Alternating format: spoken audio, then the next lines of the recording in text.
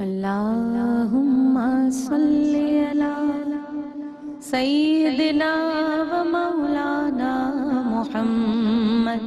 السلام علیکم ورحمۃ اللہ وبرکاتہ۔ رب اشرح لی صدری ویسر لی امری واحلل عقدۃ من لسانی یفقہوا قولی ربنا زدنا علما اللہم فقہنا فی الدین۔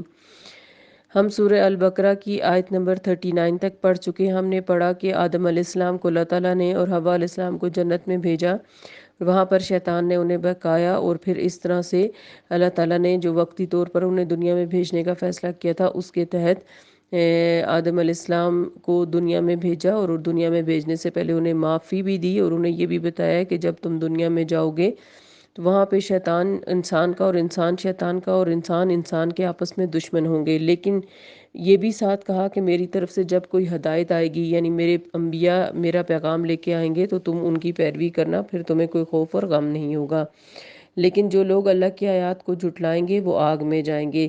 اب آیت نمبر 40 کے اندر اس دور اپنے دور کی جو بنی اسرائیل یعنی جو مسلمان قوم تھی اس کو اللہ تعالیٰ مخاطب کر رہے ہیں۔ اعوذ باللہ من الشیطان الرجیم، بسم اللہ الرحمن الرحیم۔ یا بنی اسرائیل اذکروا نعمتی اللتی، اے بنی اسرائیل میری اس نعمت کو یاد کرو، انعمت جو میں نے انعام کی، علیکم تم پر، واوفوا اور پورا کرو، بعہدی میرے وعدے کو، اوفی میں پورا کروں گا، بعہدکم اپنے وعدے کو، وإیایا اور مجھی سے، فارہبون تم ڈرو۔ تو اے بنی اسرائیل میری اس نعمت کو یاد کرو جو میں نے تمہیں عطا کی، اور تم میرے عہد پورے کرو، میں تمہارا عہد پورا کروں گا اور مجھی سے ڈرو۔ ان آیات کو سمجھنے سے پہلے یہ جاننا بہت ضروری ہے کہ بنی اسرائیل کون تھے۔ بنی جو ہے یہ بیٹے کو کہتے ہیں اور عربی میں، اور اسرا جو ہے وہ عبرانی میں عبد کو کہتے ہیں، اور ایل عبرانی میں اللہ کو کہتے ہیں۔ تو اسرائیل اللہ کا بندہ، یا بنی اسرائیل اے بیٹو اسرائیل کے، اور اسرائیل جو ہے وہ یعقوب علیہ السلام کا لقب تھا، اور یعقوب علیہ السلام کا جو لقب بنی اسرائیل اس لیے پڑا جس پر ان کی اولاد کو اور انہیں اسی نام سے پکارا جانے لگا۔ اسرائیل یعقوب علیہ السلام کا لقب ہے جو اسحاق علیہ السلام کے بیٹے تھے اور ابراہیم علیہ السلام کے پوتے تھے۔ ان کی نسل بنی اسرائیل کہلاتی ہے۔ مدینے کے قرب و جوار میں بنی اسرائیل بڑی تعداد میں آباد تھے، اور ان میں 3 بڑے قبیلے بنو قینقاع، بنو نذیر اور بنو قریظہ یہ حامل تورات تھے، یعنی اپنے دور کے اہل کتاب تھے، اور آج بھی اہل کتاب کہلاتے ہیں، لیکن صدیوں کے زوال اور بگاڑ نے انہیں اصل دین سے دور کر دیا تھا، اور ان کا ایمان اور عقیدہ بری طرح شرک آلود ہو چکا تھا۔ انبیاء اور اپنے اولیاء کو اللہ کی ذات و صفات میں شریک کرتے تھے، قبر پرستی کے شرک میں ملوث تھے، توہم پرستی کے مرض میں مبتلا تھے، اور کہانت اور ساحری یعنی جادوگری کے بڑے ہی شائق تھے۔ کتاب اللہ کی لفظی اور معنی تعریف کر کے انہوں نے دین کی شکل کو ہی بگاڑ رکھا تھا۔ مسلم کہلانے کے بجائے اپنے آپ کو یہودی کہلانے پر بڑا فخر محسوس کرتے تھے۔ آخرت سے غفلت نے انہیں انتہائی حریص اور مفاد پرست بنا دیا تھا، اور ان کے علماء اور مشائخ نے دین کو پوری طرح دنیاوی مفادات کے تابع کر لیا تھا۔ یہ علماء اور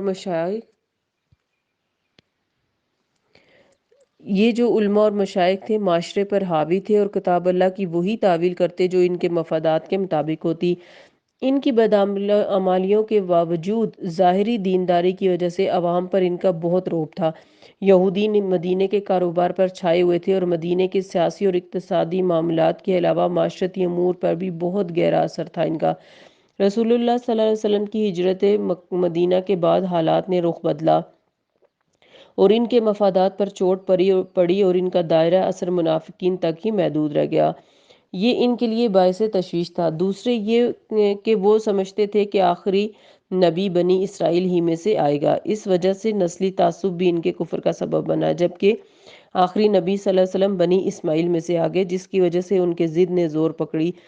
چنانچہ انہوں نے دعوت حق کو دبانے اور اسلام کو نقصان پہنچانے کی ٹھان لی۔ نئے ایمان لانے والوں میں ہمیشہ شکوک و شبہات پھیلا کر اسلام پر ان کے اعتماد کو ٹھیس پہنچانے کی کوشش کرتے اور اسلام کے خلاف ہمیشہ پروپیگنڈے کرتے رہتے۔ مشرکین مکہ اور دیگر قبائل کو اسلام کے خلاف ابھارنے میں بھی ان کا بہت بڑا ہاتھ تھا۔ قرآن میں متعدد مقامات پر ان کے حالات کو تفصیل سے بیان کیا گیا ہے تاکہ ان کا ماضی اور حال پوری طرح لوگوں کے سامنے آ جائے اور ایمان لانے والے ان کی سازشوں سے محفوظ رہیں اور عوام کے سامنے بھی ان کے علماء کا اصل روپ آ جائے تاکہ ان پر بھی حجت پوری ہو جائے۔ اس پس منظر میں ان آیات اور مفہوم کو ہمیں سمجھنے میں مدد ملے گی۔ تو اللہ تعالیٰ فرماتے ہیں یا بنی اسرائیل اذکروا نعمتی اللتی، اے بنی اسرائیل میری اس نعمت کو یاد کرو جو میں نے تمہیں عطا کی۔ تو اللہ تعالیٰ نے بنی اسرائیل کو اپنی نعمتیں یاد دلا کر ان پر زور دیا ہے کہ وہ اللہ تعالیٰ سے کیا ہوا عہد نبھائے۔ اب مثلا بنی اسرائیل پر کیا کیا نعمتیں تھیں؟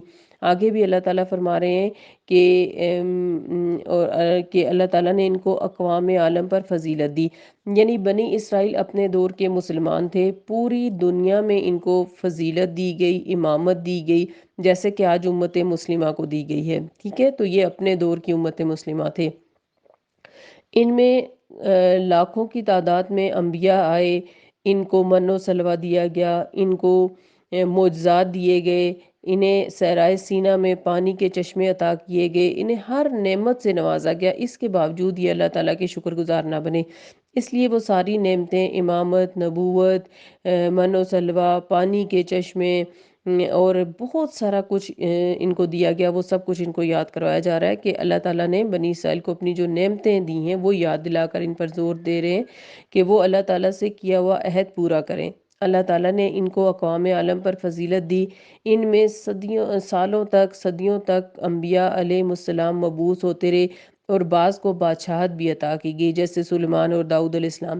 انبیاء علیہ السلام کی بعثت کے ذریعے جہاں انہیں اللہ کی ہدایت کی شکل میں اس کی رحمت اور اخروی فلاح کے حصول کا انتہائی قیمتی موقع عطا کیا گیا، وہاں یہ ان کے لیے دنیاوی شان و شوکت کا سبب بھی بنی۔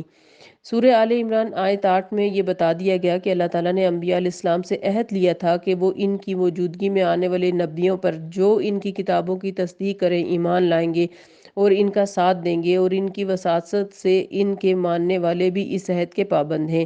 یعنی کون سا عہد؟ یہ کہ اللہ تعالیٰ جو بھی نبی دنیا میں بھیجے گا ان کو مانا جائے گا اور ان کی تعلیمات پر عمل کیا جائے گا۔ اس کے علاوہ دیگر ارکان اسلام کی پابندی کے بارے میں بھی ان سے عہد لیے گئے جن کا آگے بیان ہے۔ اب اگر وہ اللہ سے ڈرتے اور اس سے کیا ہوا عہد پورا کرتے تو اللہ تعالیٰ بھی اپنا وعدہ پورا کرتے، اور اللہ کا وعدہ کیا ہے کہ جو میری فرما برداری کرے گا میں اسے جنت میں ڈالوں گا۔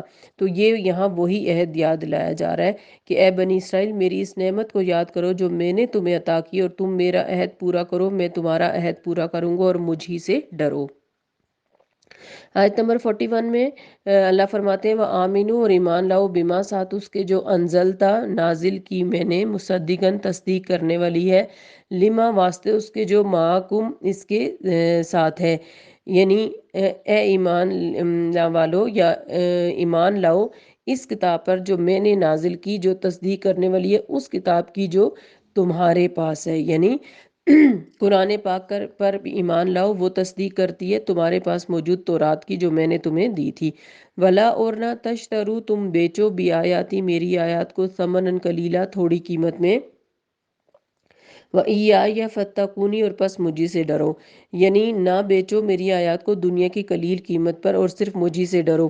ان آیات میں یہودی علماء اور ان کے پیروکاروں کو جھنڈوڑا گیا ہے کہ انہوں نے اللہ کے دین کو جو کہ انسانوں کی ہدایت، تربیت، تزکیے اور آخرت میں کامیابی کے حصول کا ذریعہ تھا، اسے مال و دولت کمانے کا ذریعہ بنا لیا ہے، اور دین فروشی کی روش اپنا کر دنیاوی مفادات پر اخروی مفاد کا سودا کر لیا، یعنی انہوں نے دنیا لے کر آخرت کا سودا کر لیا، دنیا کو آخرت پر ترجیح دے دی۔ یہی بات ان کے لیے قبول حق میں سب سے بڑی رکاوٹ بنی ہوئی ہے، یعنی نام کے تو مسلمان ہیں لیکن بیچ میں سے اسلام ان کے اندر نہیں ہے۔ کتاب کے عالم ہوتے ہوئے کتاب اللہ سے روگردانی کر کے دنیا اور اس کے مفادات کو حاصل کرنے کو ترجیح دینا آیات اللہ کو متاع دنیا کے عوض فروخت کرنے کے مترادف ہی ہے۔ یہ دراصل انہی لوگوں کی روش ہوتی ہے جو دین کو پیشہ بنا کر اس کو کمائی کا ذریعہ بنا لیتے ہیں۔ یہ واضح کرنا ضروری ہے کہ تھوڑی قیمت پر نہ بیچو کا مطلب یہ نہیں ہے کہ زیادہ مال ملے تو دین فروشی کو جائز مان لیا جائے۔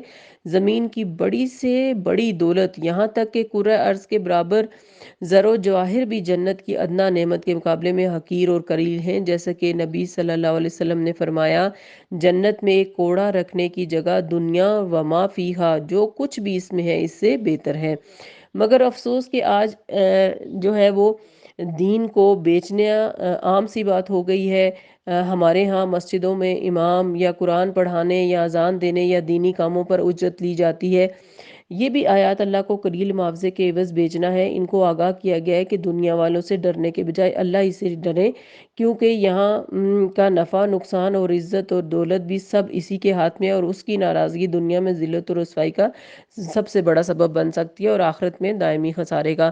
تو آج ہمارے امام یا ہمارے قرآن پڑھنے والے لوگ اس لیے اجرت لینے پر مجبور ہیں کہ انہوں نے ہمارے ہاں ایک یہ چیز بڑے مشہور ہے کہ جو دین پڑھنے والے لوگ ہیں بس وہی دین کے ٹھیکیدار ہیں، اور کسی کو دین پڑھنے کی ضرورت نہیں ہے، بس وہی دین پھیلائیں گے، اس لیے وہ کوئی اور کام نہیں کر سکتے دنیا کو۔ اور ظاہر ہے جب وہ کوئی اور دنیا کا ہنر نہیں سیکھیں گے اور کوئی کام نہیں سیکھیں گے تو وہ پھر ظاہر ہے دین کے ذریعے کمائیں گے۔ تو آپ دیکھیں کہ ہمارے جتنے بھی انبیاء گزرے انہوں نے کوئی اجرت دین کے عوض نہیں لی، کیونکہ وہ اپنے سائیڈ بزنسز کرتے تھے۔ تمام انبیاء نے اجرت پر بکریاں چرائیں اور اس اجرت کے ذریعے وہ اپنا گزر اوقات کرتے تھے۔ اسی طرح نوح علیہ السلام جو تھے وہ کارپینٹنگ کرتے تھے، یعنی وہ بڑھئی کا کام کرتے تھے۔ اسی طرح ادریس علیہ السلام درزی تھے، یعنی کپڑے سلائی کرنے کا کام کرتے تھے۔ داؤد علیہ السلام لوہے سے زرے بناتے تھے۔ تو انبیاء جو ہیں وہ اپنے سائیڈ بزنس کرتے تھے، ساتھ اپنے کاروبار کرتے تھے، ان کے ذریعے وہ اپنے گزر اوقات کرتے تھے۔ دین کو انہوں نے ذریعہ معاش نہیں بنایا ہوا تھا۔ لیکن ہمارے ہاں چونکہ جو دین پڑھنے والے لوگ ہیں وہ صرف دین پڑھ رہے ہوتے ہیں اور انہیں دنیا کا کوئی ہنر نہیں آ رہا ہوتا، جس کی وجہ سے وہ مجبور ہوتے ہیں۔ لیکن اب الحمدللہ بہت بہتری آتی جا رہی ہے، اور دنیا پڑھنے والے لوگ دین بھی سیکھ رہے ہیں تاکہ وہ دنیا اور دین کو ساتھ لے کے چل سکیں اور دین پڑھائیں اور اس کے عوض کچھ بھی نہ لیں، اور اللہ کے واسطے ایسا کام کریں تاکہ اس کو اس کا بہترین اجر بھی ملے اور ان کی بات بھی لوگوں کے دلوں پر اثر کرے۔ تو جب ہم دین کو دنیا کمانے کا ذریعہ بنا لیتے تو ہماری بات میں اثر نہیں رہتا، اور نہ ہی ہماری بات کسی کو سمجھ آتی ہے۔ تو اللہ تعالی ہم سب کو دین اور دنیا کی بھلائیاں عطا فرمائے، اور دین پر مکمل عمل کرنے کی توفیق عطا فرمائے، اپنے بہترین علم اور عمل اور تقوی سے نوازے، آمین۔ سبحانک اللہم و بحمدک، نشہد ان لا الہ الا انت، نستغفرک و نتوب الیک۔ السلام علیکم ورحمۃ اللہ وبرکاتہ۔